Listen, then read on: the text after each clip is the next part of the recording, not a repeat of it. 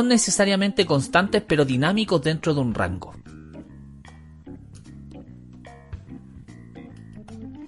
Al momento de querer conversar respecto de unas estructuras que son importantísimas para el funcionamiento de nuestro cuerpo, no nos podemos limitar a dejar de hablar obviamente de el eje hipotálamo hipoficiario. Este eje hipotálamo hipoficiario que no solamente controla hormonas, en el caso del hipotálamo hablamos de un principal o de uno de los principales elementos que son reguladores del sistema nervioso,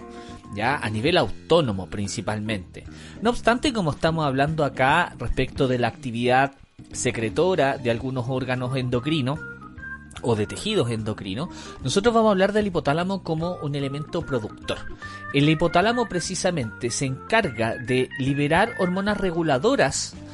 de la hipófisis. El hipotálamo tiene un efecto directo sobre la hipófisis. La hipófisis se conoce como la glándula maestra, ya uno de los principales órganos glandulares de nuestro sistema endocrino, y dentro de lo que es importante al respecto es que precisamente el hipotálamo libera hormonas, factores liberadores hacia la hipófisis, y le dice a la hipófisis qué es lo que tiene que hacer. Literalmente, este hipotálamo produce estas hormonas y le va coordinando a la hipófisis qué es lo que tiene que hacer, si liberar o dejar de liberar y producir ciertos tipos de hormonas. De tal forma que el hipotálamo se convierte en una especie de supervisor de la actividad hipofisiaria, pero al mismo tiempo también puede sintetizar dos hormonas que nosotros las conocemos como la oxitocina y como la antidiurética. La oxitocina es un elemento muy importante al respecto porque en términos de la parte maternal, de los eventos maternales del ciclo femenino, nosotros hablamos de que la oxitocina está participando en las glándulas mamarias principalmente, estimulando la eyección de la leche, pero también en los músculos del útero durante el parto. Por otro lado, nosotros hablamos de la hormona antidiurética o vasopresina, que esta vasopresina tiene un rol fundamental sobre la producción de la orina. Precisamente lo que hace la hormona antidiurética o vasopresina es hacer que los riñones reabsorban más agua de la orina que se está formando y por lo tanto disminuir el volumen de orina, pero al mismo tiempo incrementar la presión sanguínea y por lo tanto también, y de una forma complementaria, estaría estimulando la constricción de las arteriolas, que son unas arterias bien chiquititas. De tal forma que haciendo esta vasoconstricción de las arteriolas y también estimulando la recuperación de agua desde la orina que se está formando, nosotros podamos aumentar nuestra presión sanguínea en situaciones particulares. De tal forma que esta hormona antidiurética se vuelve un elemento vital en el control hidrosalino y también de la presión en términos de nuestro sistema circulatorio. Hay que tener en cuenta que el consumo de bebidas alcohólicas y otros elementos que llamamos diuréticos ya impiden la secreción de la hormona antidiurética. Por eso pasa muchas veces que cuando nosotros consumimos alcohol, por ejemplo, como la cerveza, ya muchas veces pasa que estos elementos diuréticos estarían impidiendo la secreción de la hormona antidiurética y porque por lo tanto esta ausencia de hormona no estuviese, por lo tanto, haciendo una reabsorción de la orina que se está formando y por lo tanto la orina tiene un mayor volumen de agua y eso también nos conlleva a nosotros generar mayores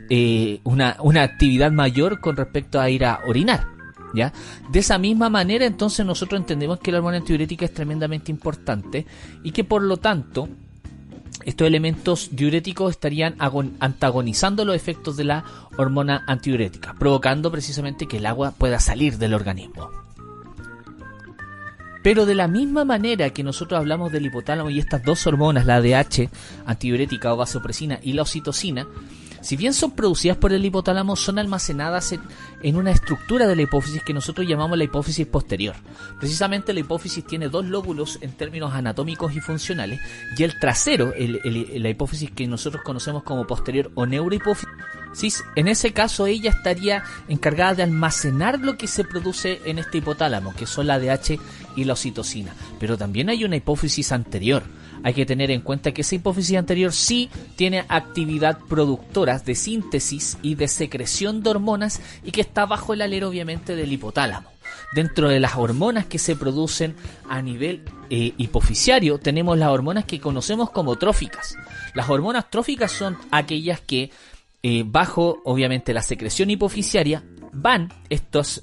hormonas hacia otros órganos secretores, o sea, otras glándulas, y esas mismas glándulas, bajo la orden de esta hormona trófica, ya vamos a hablar de los distintos tipos, estaría entonces liberando otras hormonas. Entonces estamos hablando de un complejo de cascadas mucho más ampliado, en donde desde la orden de la hipófisis se lleva a un órgano con actividad secretora endocrino a que pueda producir otros tipos más bien dicho de hormonas. Y dentro de esas tenemos, por ejemplo, la hormona adenocorticotrópica o la ACTH, que va precisamente hacia la corteza suprarrenal a que esta corteza produzca cortisol, por ejemplo. También nosotros tenemos la hormona tirotrópica, que va hacia la tiroides para que produzca nuestras hormonas tiroideas. También tenemos las hormonas gonadotrópicas, que nosotros conocemos como la FSH o la hormona estimuladora de folículos, y la hormona luteinizante, que van a ovarios y testículos, y que en el caso de la FSH se estimularía la formación, o más bien dicho el desarrollo de los folículos primarios para ver una selección y posterior ovulación, dada la hormona luteinizante en el caso de las mujeres, y en el caso del hombre la FSH estaría estimulando la gametogénesis masculina, la espermatogénesis, pero también la LH tiene un efecto directo sobre los testículos para la producción de testosterona, y que es muy interesante, hay que tener eso en cuenta. Por otro lado, hay que tener presente que la prolactina, ya no siendo una hormona trófica, ya estamos hablando de la prolactina como un elemento vital para las glándulas mamarias para la producción de leche durante obviamente los periodos de gestación y embarazo, ¿ya?